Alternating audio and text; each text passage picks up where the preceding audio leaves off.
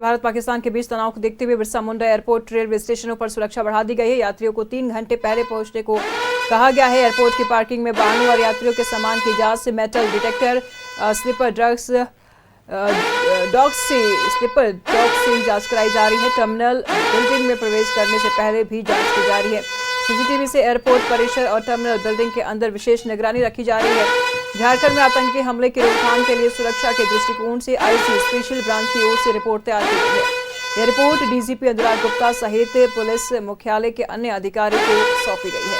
Report में बताया गया है कि भविष्य में पहलगाम जैसी आतंकी घटनाओं से इनकार नहीं किया जा सकता है और ऐसी स्थिति में सभी जिले में सुरक्षा के दृष्टिकोण से 6 बिंदुओं पर जांच और निगरानी जरूरी है। रिपोर्ट में कहा गया है कि सार्वजनिक स्थलों जैसे बस स्टैंड, रेलवे स्टेशन, पर्यटक स्थल, महत्वपूर्ण संवेदनशील स्थान और प्रतिष्ठित में नियमित रूप से जांच करने के साथ निगरानी रखी जाए।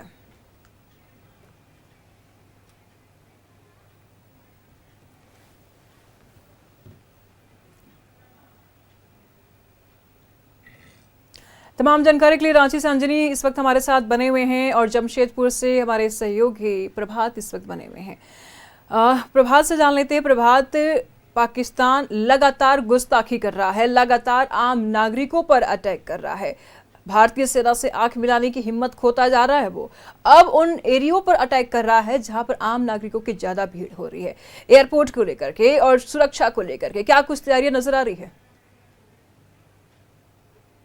निशु, देखिए जिस तरीके से पाकिस्तान लगातार जो रिहायशी इलाके हैं, जो आम सिविलियन है, उसके ऊपर में अटैक कर रहा है, चाहे वो जम्मू कश्मीर की बात करें या फिर पंजाब की बात करें या फिर जो गुजरात का कुछ क्षेत्र है उधर जो बॉर्डरिंग इलाका है वहाँ पे जो आम सिविलियन पर अटैक कर रहा है, गोलीबारी कर रहा है। लेकिन जो ड्रोन से या फिर मिसाइल से हमले किए जा रहे हैं उसको भारतीय सेना ने पूरी तरीके से निष्कर्ष कर दिया। एक भी उसके जो ड्रोन है या फिर मिसाइल है वो कारगर नहीं साबित हुए और हवा में ही भारतीय सेना ने उसे मार गिराया है। निश्चित तौर पर झारखंड में भी अगर हम बात करें तो एयरपोर्ट हो गए, रेलवे स्टेशन हो गए या फिर जो हॉस्पिटल्स है या फिर पर्यटक स्थल है, वो सारी जगहों की सुरक्षा बढ़ा दी गई है। और जमशेदपुर में भी जो रेलवे स्टेशन है लगातार रेलवे पुलिस के द्वारा चेकिंग की जा रही है, डॉग स्क्वाड से चेकिंग की जा रही है, जवानों के द्वारा विशेष निगरानी रखी जा रही है एयरपोर्ट में और साथ ही साथ रेलवे स्टेशन हो या फिर बस स्टैंड हो, इन सारी जगहों पर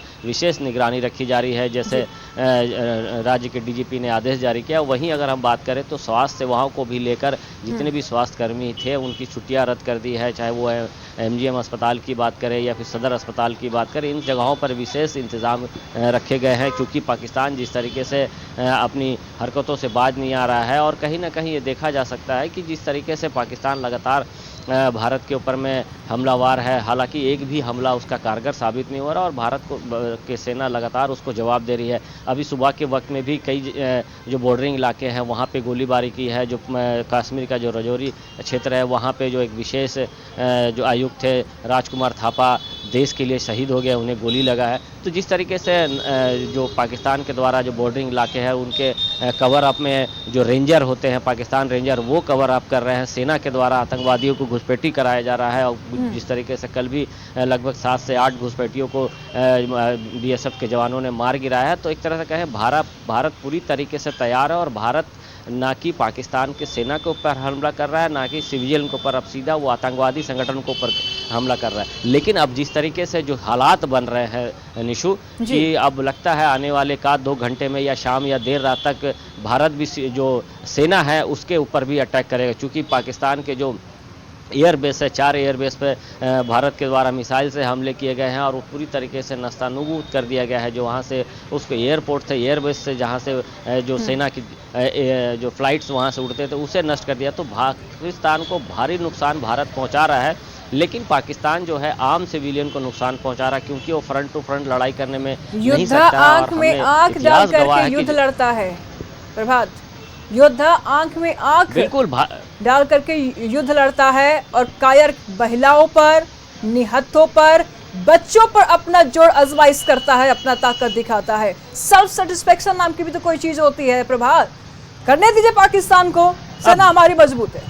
अंजनी से सवाल कर लेते हैं। अंजनी, जिस तरीके से लगातार पाकिस्तान अपनी हरकतों से बाज नहीं आ रहा है, बच्चों पर मार कर अटैक कर रहा है, आम नागरिकों पर वार कर रहा है, रिहायशी इलाकों को नस्तनाबूद कर रहा है, उन पर हमले कर रहा है। इसमें कोई दो मत नहीं है कि झारखंड के ऊपर भी खतरा मंडरा रहा है। और ऐसे में क्या कुछ तैयारियां? देखिए, अभी जिस तरह से भारत और पाकिस्तान के बीच में तनाव है और दोनों तरफ से हम कह सकते हैं कि जिस तरह से पाकिस्तान जो है सिविलियन इलाके में वो मिसाइल दाग रहा है, ड्रोन से ये कर रहा है, तो जाहिर सी बात है कि एक बड़ा सवाल उठ रहा है कि आखिर ये इस तरह की हरकतें क्यों कर रहा है।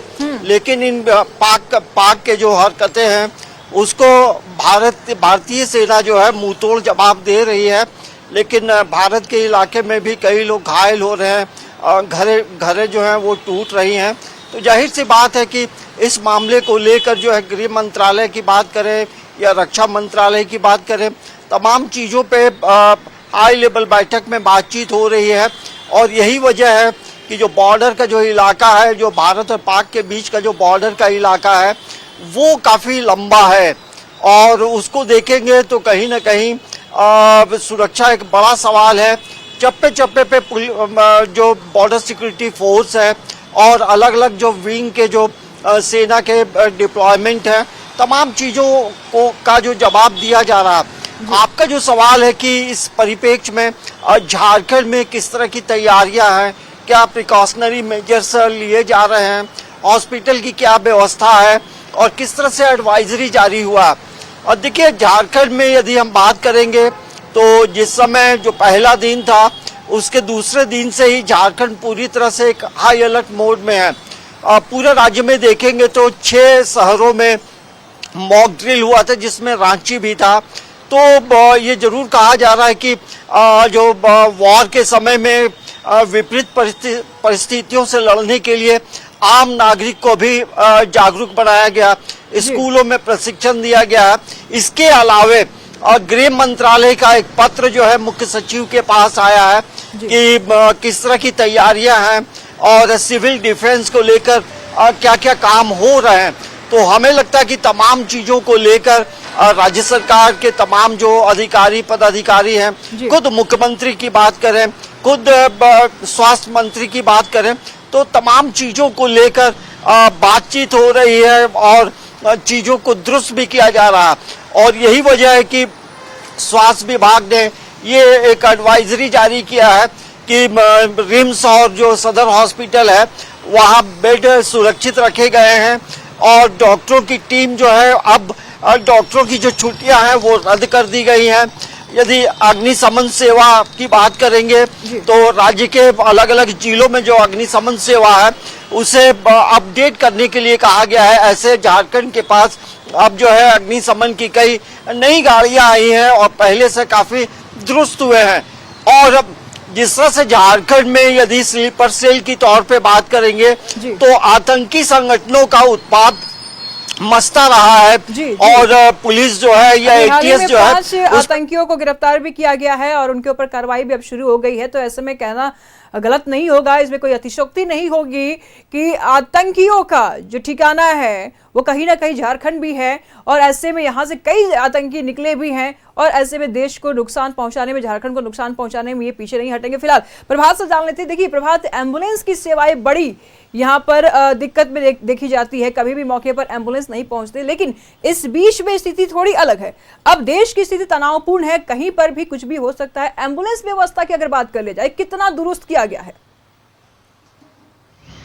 बिल्कुल, देखिए जिस तरीके से राज्य सरकार ने एडवाइजरी जो जारी की थी उसमें सभी विभाग, चाहे वो एम्बुलेंस की बात करें या सुरक्षा के दृष्टिकोण से बात करें, सभी विभागों को दुरुस्त करने की बात कही गई थी।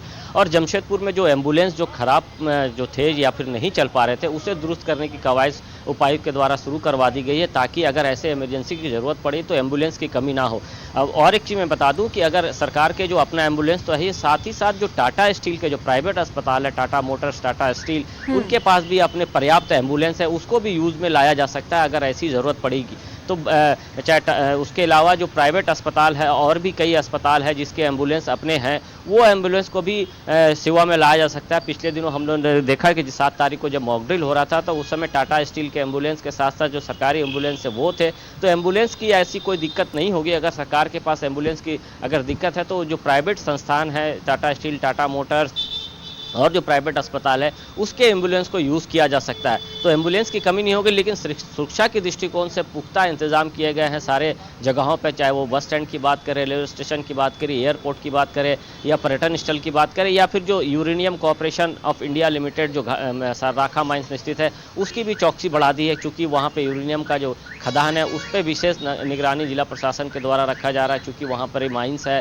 साथ ही साथ टाटा स्टील के जो कंपनी जो शहर के बीचों बीच बसा है उस पे भी विशेष निगरानी की जा रही है, क्योंकि अमूमन देखा जाता है जब भी इस तरीके के वार होते हैं तो जो दुश्मन देश होते हैं वो टारगेटेड ये सब जगह को करते हैं। हालांकि पाकिस्तान हम लोग झारखंड से काफ़ी दूर में, लेकिन जिस तरीके से वार की स्थिति बनती जा रही है तो आने वाले दिनों में हो सकता है कि इस तरीके का वार होगा, तो उसको लेकर जिला उस पर भरोसा नहीं किया जा सकता है। वो कोई भी सीमाओं को लांघने में चुकता नहीं है, नीति को मानता नहीं है, युद्ध की रणनीति को नहीं मानता है, तरीके नहीं मालूम है, बचकानी हरकतें करता है। भरोसा उस पर किया नहीं जा सकता है। बहुत शुक्रिया प्रभात तमाम जानकारियों के लिए। बहुत शुक्रिया अंजनी तमाम जानकारियों के लिए। तो फिलहाल भारत पाकिस्तान के बीच में तनाव को मद्देनजर फिलहाल अब भारतीय सेना और एक्टिव मोड में नजर आ रही है, पूरी तरीके से एक्शन में है। पाकिस्तान के द्वारा दिए गए हर मिसाइलों का, हर ड्रोनों का मुंह तोड़ जवाब दे रही है। वही बॉर्डरिंग एरिया पर गोलीबारी की भी स्थिति देखने को मिल रही है। पाकिस्तान के 4 एयर बेस को नेस्तनाबूद कर दिया है। फिलहाल 10 बजे, आज सुबह 10 बजे प्रेस ब्रीफिंग की जाएगी सेना की तरफ से। अब देखने वाली बात यह होती है कि इस प्रेस ब्रीफिंग में क्या कुछ बातें निकल के सामने आती है।